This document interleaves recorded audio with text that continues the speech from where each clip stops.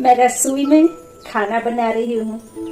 परमात्मा के भंडारे से ये थोड़ा सा परमात्मा का दिया हुआ इस्तेमाल कर रही हूँ, भंडारे से निकाल कर, और बहुत प्यार से, पवित्रता से, खुशी से खाना पका रही हूँ, या यूँ कहें कि ब्रह्मा भोजन बना रही हूँ। ठीक उसी तरह से जैसे परमात्मा इस संसार की पालना कर रहे हैं, तो मुझे भी एक छोटे से परिवार की पालना करने का एक मौका कहें, कर्तव्य कहें, या मेरा धर्म कहें, तो मैं आत्मा एक छोटे से परिवार के लिए परमात्मा की याद में रहकर ब्रह्मा भोजन पका रही हूँ। तो यह भोजन खाकर परिवार का हर एक सदस्य प्रेम से भरपूर होगा, अपने आप को शक्तिशाली, निरोगी महसूस करेगा और निरोगी बनेगा, निरोगी है। इस तरह से कर्म में रहते परमात्मा की याद में खाना पकाना। यह नहीं सोचना कि हाय घर में 10 मेंबर हैं और उनके लिए मैं अकेले खड़े होकर के खाना बना रही हूँ। नहीं, आपका कर्तव्य है, आपको ड्रामा में ये सीन करना है, तो आप ये सीन को एक्यूरेट निभा रही हैं, खुशी से, प्रेम से, आनंद से और परमात्मा की याद में रह के। इस वक्त मैं बर्तन धो रही हूँ, लेकिन बर्तन धोते समय भी मैं कुछ इस तरह से ख्यालात मेरे मन में नहीं है कि हाय मैं तो नौकर हूँ, मैं तो बर्तन धो रही हूँ, हाय कैसा ड्रामा मिला हुआ है, क्या है ये जिंदगी, यही करना है क्या, यही सब लिखा हुआ है क्या, भगवान ने मेरी किस्मत में यही सब लिखा है क्या। सब लोगों को तो देखो घूमने जाते हैं, फिरने जाते हैं। नहीं, आप यह सब सोचने की बजाय आप ये सोचें कि परमात्मा ने तो मुझे कोई बर्तन मांजने के लिए नहीं कहा है। परमात्मा तो मेरा पिता है। हर बाप अपने बच्चों को कभी भी यही चाहता है कि वो सुखी रहें। वो हर एक तरह से अपने जीवन को नंबर 1 पालना देने की परमात्मा क्या लौकिक में भी हर पिता चाहता है। तो आप यह सोचने की बजाय कि हाय मैं ये कर रही हूँ, हाय मुझे परमात्मा मिला है, यदि मैं यह सब नहीं करती तो शायद परमात्मा मुझे नहीं मिलते।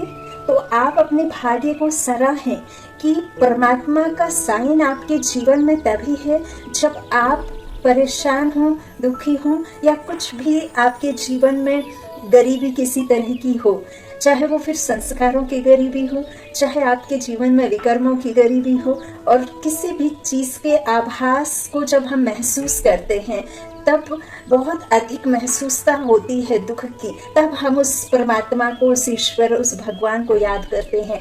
यदि सुख में ही हम याद करें तो फिर कुछ और ही ड्रामा हो। इस संसार में दुख व्याप्त है, हर कोई परमात्मा को पुकार रहा है। तो ये जो कार्य हमें मिला है वो हमें बाबा ने नहीं दिया है, ये हमारे ही कर्मों का हिसाब है। सो मैं खुशी खुशी उस परमात्मा की याद में रह करके हर कार्य करने की कोशिश क्या करती ही हूँ। कोशिश आप करिए, परमात्मा की याद में रहकर हर कार्य करिए। ओम शांति। ओम शांति माना अहम आत्मा शांत हूँ, मैं आत्मा शांत स्वरूप हूँ, मेरा धर्म शांति है, मेरा घर शांति है और मेरा पिता शांति का सागर है। हम आत्माएं हैं और इस संसार में आकर के हम पार्ट बजा रहे हैं, अपना अपना पार्ट। जिसको जो मिला है ड्रामा में पार्ट, अपने कर्मों अनुसार सबको अपना अपना मिला हुआ है, सबका एक्यूरेट पार्ट है। हम परम पिता परमात्मा कहते हैं, गॉड फादर कहते हैं, निराकार शिव परमात्मा जो ब्रह्मा के तन द्वारा हम बच्चों को ज्ञान दे रहे हैं, राजयोग सिखा रहे हैं। चूंकि परमात्मा कहते हैं कि भारत का प्राचीन प्रसिद्ध राजयोग है, लेकिन वो राजयोग क्या है आम मनुष्य आत्मा नहीं समझते। इसीलिए उन्होंने इस योग को बहुत कठिन बना दिया है, बहुत कठिन बना दिया है। जबकि योग राजयोग, सहज राजयोग, कर्म राजयोग, चूंकि परमात्मा कहते हैं मैं तुम सबका बाप हूँ और तुम सबके बाप को याद करने के लिए कोई कठिन तपस्या में बैठना नहीं है, कोई पैर के ऊपर पैर रख करके बैठने की दरकार नहीं, कोई कपड़े सफेदी लेकर के बैठने की दरकार नहीं, कोई गेरुआ वस्त्र पहन करके बैठने की आवश्यकता नहीं, कोई एक आसन ही मुकर्रर हो कि इस कलर का आसन हो या प्लेस वही डिसाइडेड प्लेस हो, कुछ भी नहीं है। परमात्मा कहते हैं जब तुम इस संसार में आए हो, ये आत्मा ने जब ये शरीर रूपी कपड़े को पहना है, तुम जीव आत्मा हो और जब तक तुम इस संसार में शरीर में हो तब तक तुमको कर्म करना ही है। और एक पिता को याद करने के लिए उसकी कोई तस्वीर रख करके नहीं बैठा जाता है। परमात्मा आप सबका पिता है, बापों का बाप है, और वो आपकी कोई कमर की हड्डी तिरछी हो गई है, उस कमर की हड्डी को ठीक करने के लिए नहीं आया है। परमात्मा आपकी जो बुद्धि को तिरछी हो गई है, उस बुद्धि को तिरछी से कैसी करने आया है, सीधी करने आया है। तो आपको बुद्धि से याद करना है। परमात्मा कहते हैं योग शब्द रॉन्ग है, योग शब्द को निकाल, याद शब्द रखो। और याद तब आएगी जब आपको ये पता चलेगा कि मैं कौन हूँ। और इस संसार में परमात्मा कहते हैं कि कौरव और यादव बहुत हैं, लेकिन पांडव बहुत कम हैं। पांडव अर्थात वो आत्माएं जिनको खुद का नॉलेज है कि मैं शरीर नहीं आत्मा हूँ। जब आप खुद को पहचान लेंगे तब आप मुझे पहचानेंगे, तब आपको मेरी समझ मिलेगी कि मैं कौन हूँ और तुम कौन हो। तो तुम्हें फिर जब मेरे बताए रास्ते पर चलना होगा, और जब तुम मेरे बताए रास्ते पर अर्थात श्रीमत पर चलोगे तो तुम श्रीमत पर चलकर उस दुनिया के मालिक बन जाओगे। अर्थात मैं तुमको अपना पूरा हकदार, तुम बच्चे हो, मैं सारा वर्षा जो भी मेरे पास में है सब कुछ मैं तुम्हारे लिए है। मैं कुछ करता नहीं हूँ। मुझे इस संसार में इस शरीर को लेकर के पाठ बजाने नहीं आना है। मुझे ना तो सुख की दुनिया में आना है ना दुख की दुनिया में। मुझे सिर्फ संगम युग पर आकर तुम आत्माओं को ये राजयोग, ये ज्ञान एक तन का आधार लेकर के देना होता है। और मैं कल पाता हूँ, मैं बताता हूँ कि तुम मेरे कौन हो। तो हमें इस बात को समझना है कि वो हमारा पिता है। इसके लिए आपको कोई भी किसी भी तरह का जंगल में जाकर, किसी मंदिर में जाकर, किसी एक आसन पर बैठकर किसी तरह की माला का जाप करना, किसी तरह का मंत्रोच्चारण करना, किसी एक तरह का स्वमान लेना, इस तरह से कि मैं आत्मा शांत स्वरूप हूँ, मैं आत्मा शांत स्वरूप हूँ, मैं आत्मा शांत स्वरूप हूँ। अरे आप आत्मा शांत स्वरूप तो हो, लेकिन अनुभव तो हो। अगले ही पल आप अशांत हो जाते हो, तो कैसी शांत स्वरूप आत्मा। आप कहते हो मैं मास्टर सर्वशक्तिमान हूँ, अगले ही पल कोई मुश्किल आ गई तो आप शक्तिहीन हो जाते हो, तो कैसी शक्तिशाली आत्मा हो। परमात्मा कहते हैं जो मेरा है वो तेरा है, और जो तेरा है वो मेरा है। क्योंकि जो तेरे पास में है उससे तुम दुनिया नहीं चला पाओगे, जो मेरे पास है उससे दुनिया चलेगी। तो परमात्मा है ही पवित्रता का सागर, ज्ञान का सागर, शक्ति का सागर, आनंद का सागर, सत्य चित्त आनंद है ना परमात्मा। तो परमात्मा के पास जो भी है वो हमारे पास आएगा, तब हम उस दुनिया का मालिक बनेंगे। अभी हम कैसे हैं, सिर्फ और सिर्फ मांगने वाले बने हैं। हमारा हाथ ऐसा है ना, देने वाला नहीं है, सिर्फ और सिर्फ लेने वाला। तो ये घोर कलयुग का है जो स्वास्तिक में आप देखते हैं, ये घोर कलयुग चल रहा है। इसमें किसी के पास में देने को कुछ नहीं है, सिर्फ लेने को है। लेकिन दे भी कैसे, क्योंकि परमात्मा ही दाता है। परमात्मा के अलावा इस संसार में कोई दे ही नहीं सकता। फिर भी हम परमात्मा के लिए कुछ भंडारी में डालते हैं, कुछ हम परमात्मा के परमार्थ के उसमें लगा देते हैं। हम कुछ सेंटर आदि खुलवा देते हैं, या जाकर सेंटर में कुछ हम ब्रह्मा भोजन के लिए पैसा देकर आते हैं, टोली के लिए, भोग के लिए कुछ भी देकर के आते हैं। हम कहते हैं कि हमने बाबा को दिया। ये गलत है, बाबा को नहीं दिया, दिया, बाबा नहीं लेता है, बाबा मांगता नहीं है, बाबा कोई ऐसा नहीं है कि हम आपके जैसे हाथ जोड़ करके खड़ा हो जाता है कि मांग दो बच्चे। बाबा कहते हैं बच्चे ये तुम्हारे लिए है, यदि तुम करते हो तो तुम्हारा ही कल्याण है। इसमें कभी नहीं कहना कि मैंने बाबा को दिया। अरे तुम उसको क्या दोगे जो जिससे संसार मांग रहा है? तुम्हारी क्या है कुवत देने की? है कुवत देने की? नहीं है। परमात्मा कहते हैं कि मेरा जो योग शब्द है उसे निकाल फेंको और कर्म में रहते मुझ पिता को याद करो। आप जब खाना खाते हैं और यदि आपको खाना पसंद नहीं है, आप मान लीजिए कि आपके बच्चे की थाली में आपने दाल राइस रखा, बच्चे को दाल राइस बिल्कुल पसंद नहीं है, उसका मन कहाँ चला जाता है? बर्गर पिज्जा की तरफ चला जाता है। आपको पसंद नहीं है तो आपको कुछ खट्टा खाने का मन है तो कड़ी आदि तरफ चला जाता है।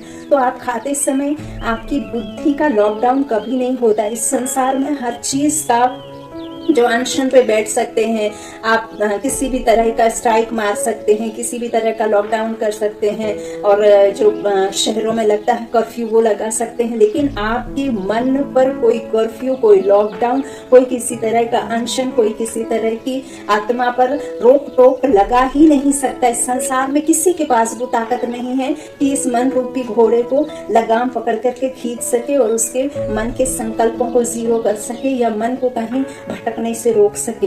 लेकिन कहते हैं प्रार्थना में आप अपने मन में जो भटकाव चलता है, जो हमारा मन यहाँ वहाँ भटकता है, उस भटकते हुए मन को हम थोड़ा सा कंट्रोल में करते हैं। कंट्रोल अर्थात मन में जो संकल्प आते हैं वो संकल्प कभी भी खत्म नहीं होते हैं। वो संकल्प क्या होते हैं? थोड़े श्रेष्ठ हो जाते हैं, बुरे की जगह अच्छे हो जाते हैं, नेगेटिव की जगह पॉजिटिव हो जाते हैं। तो यही है प्रार्थना में जब हम अपने मन की बातें उस मूर्तियों के सामने या बाबा के सामने या किसी के सामने जब हम कह देते हैं तो हमारा मन हल्का हो जाता है, और हमारा मन हल्का हो जाता है तो व्यर्थ को छोड़ करके हम थोड़ा अच्छा सोचने लग जाते हैं, समर्थि में आ जाते हैं। ऐसा नहीं है कि आपके संकल्प जीरो हो जाते हैं। तो यह बात हमें समझनी है कि ईश्वर हमसे आए दिन ये क्यों कहते हैं कि मीठे बच्चे योग शब्द रॉन्ग है। अब हर किसी को आपको बताना है कि हम कुछ भी करें, चाहे हम आज पैदल चल रहे हैं, कहीं रोड पर चल रहे हैं या कहीं हम सफर कर रहे हैं, तो उस सफर के समय पर भी आपकी मन बुद्धि जो है यहाँ वहाँ जाती रहती। तो इस मन बुद्धि को मेरे साथ जोड़ करके रखो। मेरे साथ में संबंध जोड़ोगे तो मेरे साथ स्वतः ही संबंध जुड़ेगा। ऐसे नहीं है कि आप जब कोई एक जगह बैठ करके ही लगाएं, मंत्र आदि करें या कोई सामान में लेकर के सामान को लेकर बैठें या भक्ति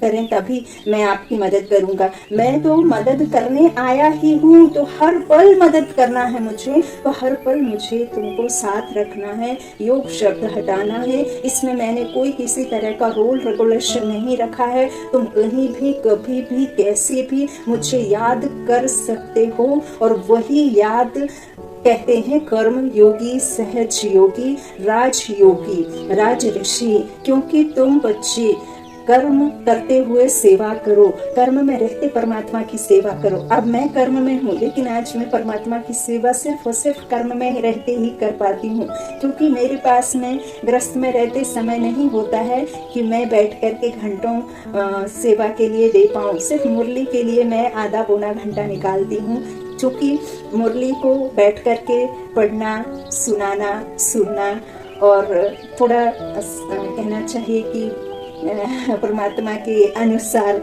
बैठ करके पहन करके बैठना, तो थोड़ा कॉन्सेंट्रेट होकर के एक जगह पर बैठना। बाकी जो भी परमात्मा की सेवा है चलते फिरते उठते बैठते ही होती है, चाहे वो वीडियो बनाना हो, एडिटिंग हो, जो भी हो।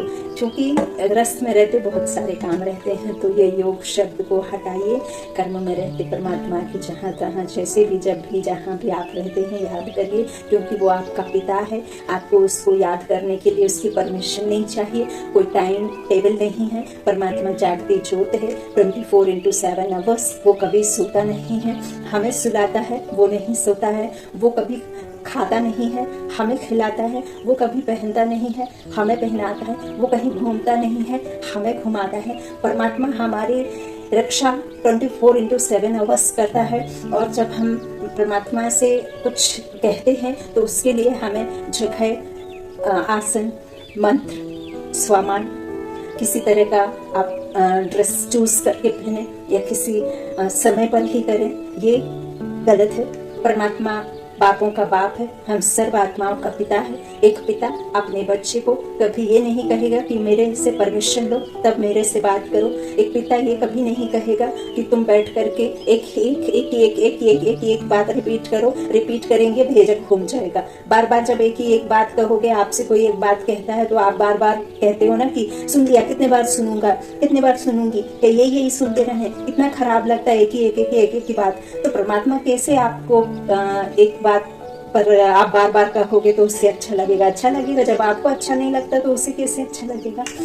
हम भोजन बनाते हैं, हम कहते भोग रखना है, चखो नहीं।